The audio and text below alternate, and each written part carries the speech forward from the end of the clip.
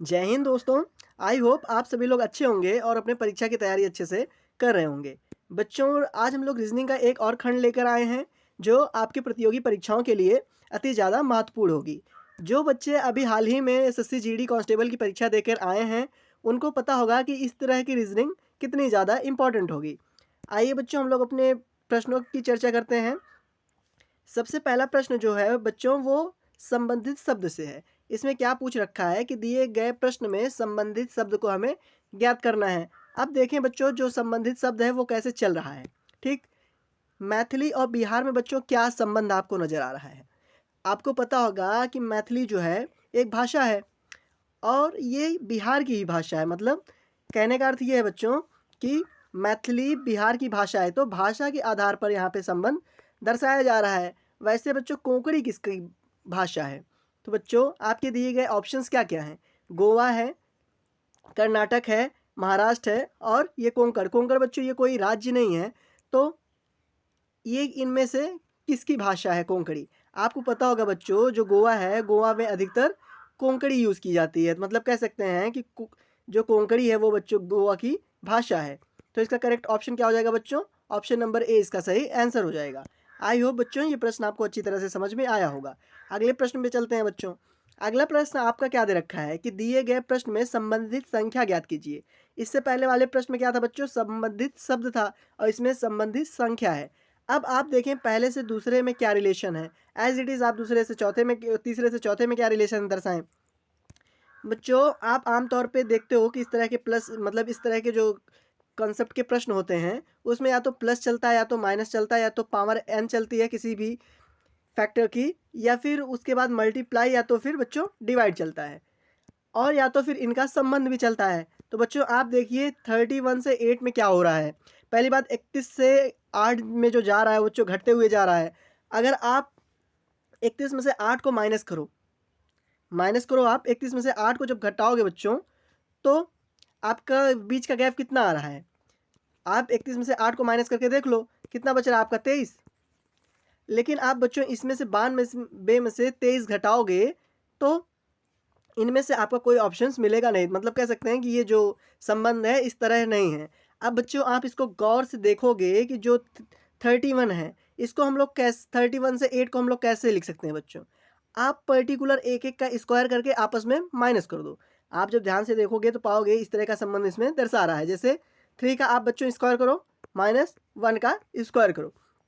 3 का बच्चों स्क्वायर कितना हो जाएगा? 9, -1 या 2 का 1 ही हो जाएगा। आप इसको सॉल्व करोगे बच्चों कितना आएगा? 8। कह सकते हैं कि ये श्रृंखला बच्चों इसी तरह चल रही है। इसी तरह एज इट इज़ दूसरे का भी निकाल लेते हैं। क्या कर रहे थे? पहले का स्क्वायर करके दूसरे का स्क्वायर करके माइनस कर दे रहे थे। 9 का स्क्वायर करोगे बच्चों कितना आएगा आपका? वैसे 2 का स्क्वायर करो आप। दोनों को जब सॉल्व करोगे 9 का स्क्वायर कितना होगा बच्चों? 81, -2 का स्क्वायर कितना होगा? 4। अब इसको सॉल्व करोगे तो बच्चों आपके पास कितना आ जाएगा? 81 में से 4 को माइनस करोगे तो 77 आ जाएगा। तो बच्चों 77 आपका किस ऑप्शन में दिख रहा है? आप पा रहे होगे 77 जो है ऑप्शन नंबर आपके बी में है। तो बच्चों इसका ऑप्शन नंबर बी ही करेक्ट आंसर हो जाएगा। आई होप बच्चों आपको भी ये प्रश्न अच्छे से समझ में आ गया होगा। चलते हैं अपने अगले प्रश्न पर। अगला प्रश्न आप बच्चों ध्यान से पढ़िए क्या कह रखा है। ये कह रखा है दिए गए विकल्पों में विषम शब्द को हमें चुनना है। विषम शब्द बच्चों क्या होता है? इससे पहले हम लोग देख लेते हैं कि सम सब शब्द कौन है। दैट मीन कि एक जैसा शब्द कौन कौन सा है। तो आपके ऑप्शंस क्या दे रखे हैं? गला है, नाक है, आंखें हैं और कान है। बच्चों आपको पता होगा कि जितना दे रखा है सभी शरीर का पार्ट है। ये बात तो फिक्स हो गई। अब इसमें देखेंगे पाएंगे आप बच्चों क्या, जो आँख है और कान है और नाक है, इन तीनों में क्या मतलब बच्चों क्या सम दिख रहा है? दैट मीन कि इनमें क्या संबंध दिख रहा है? जो आँख, कान, नाक है बच्चों, ये आपको पता होगा कि एक इंद्रियां हैं कि नहीं है? आप जानते होंगे हमारे शरीर में 5 इंद्रियां हैं जिनमें से ये तीनों इंद्रियां हैं, और जो गला है ये इंद्रियों के बाहर है। तो बच्चों इंद्रियों के हिसाब से विषम शब्द कौन है? गला। तो ऑप्शन नंबर ए ही बच्चों हमारा करेक्ट आंसर हो जाएगा। आई होप आपको भी ये प्रश्न बच्चों अच्छे से समझ में आ गया होगा। आइए चलते हैं हम लोग अगले प्रश्न पर। अगला प्रश्न क्या है बच्चों? देखिए ये इस तरह के प्रश्न बच्चों अगर आप यूपीपी कांस्टेबल की तैयारी कर रहे हो या फिर किसी भी स्टेट पुलिस की तैयारी कर रहे हो तो वो आपके लिए बहुत ज़्यादा इंपॉर्टेंट हो जाता है, क्योंकि इस तरह के प्रश्न आमतौर पर हर कंपटीशन में पूछे जा रहे हैं। अब देखिए इनमें रिलेशन क्या है बच्चों।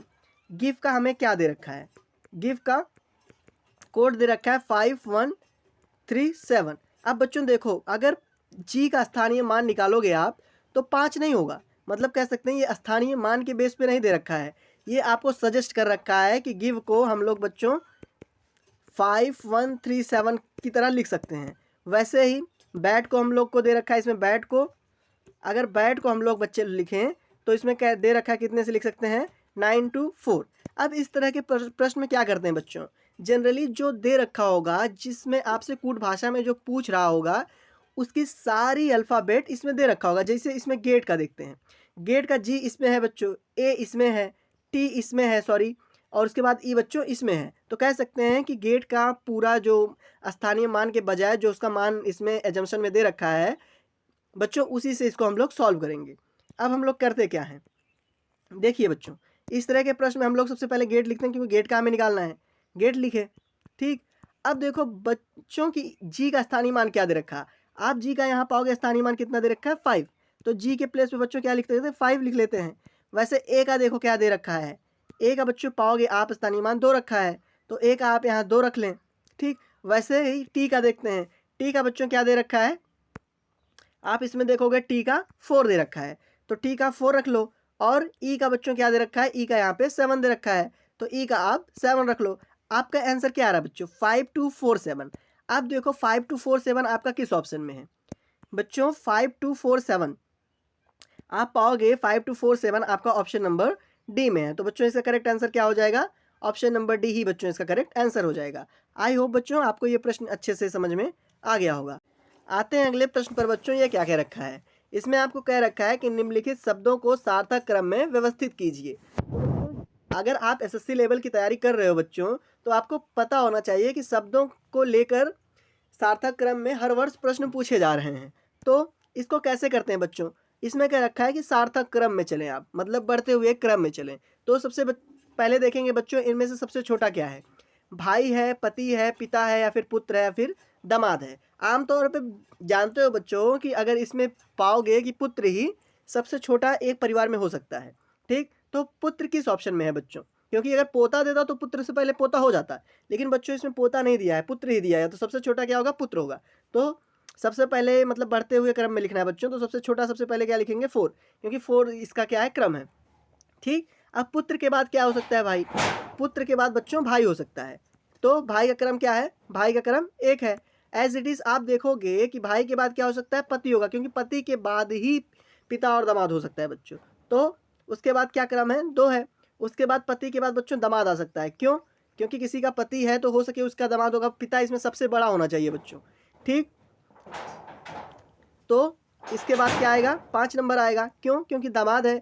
उसके बाद बच्चों क्या आएगा, 3 नंबर, क्योंकि पिता ही सबसे बड़ा होगा।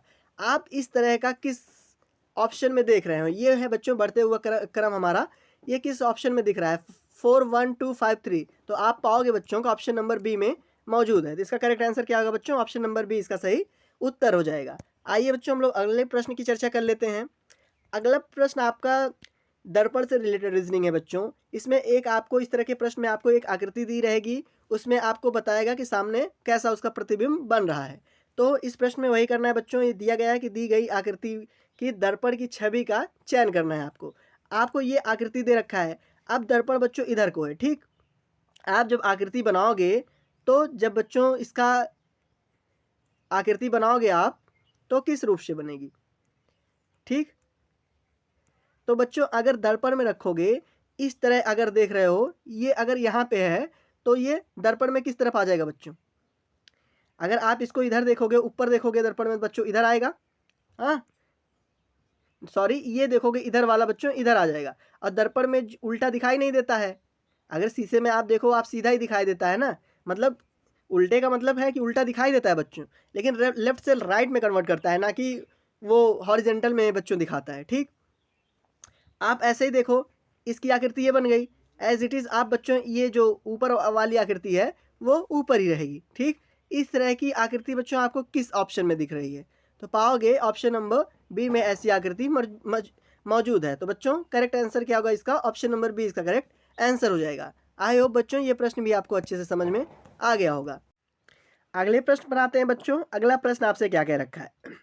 यह कह रखा है कि 4 मित्र कैरम खेल रहे हैं और वे कैरम के चारों ओर बैठे हुए हैं।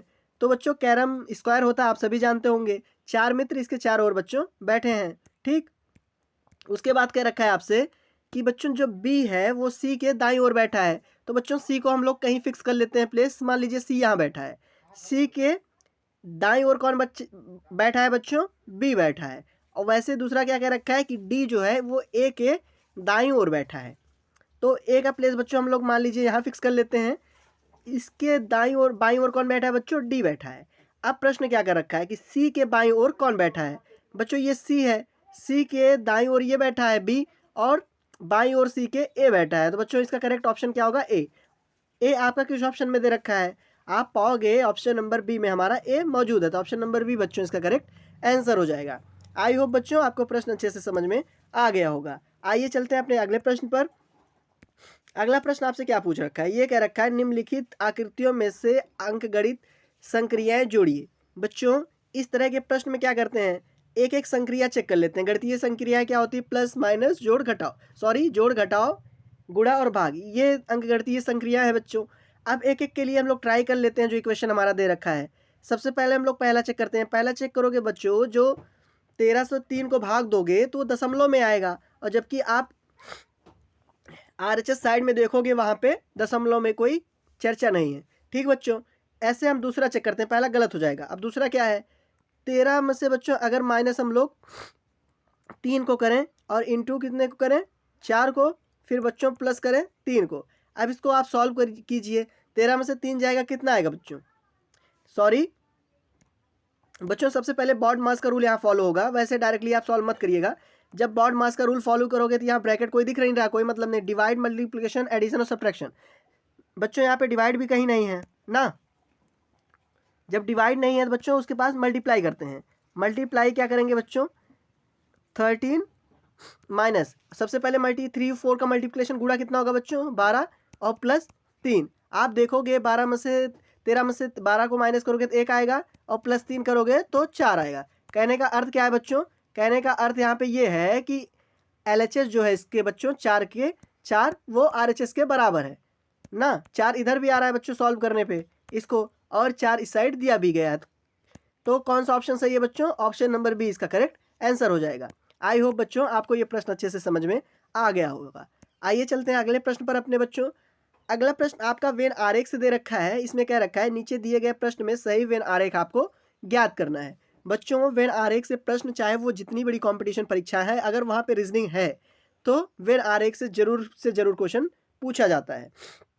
अब इसमें वेन आरेख किसका किसका देखना है बच्चों?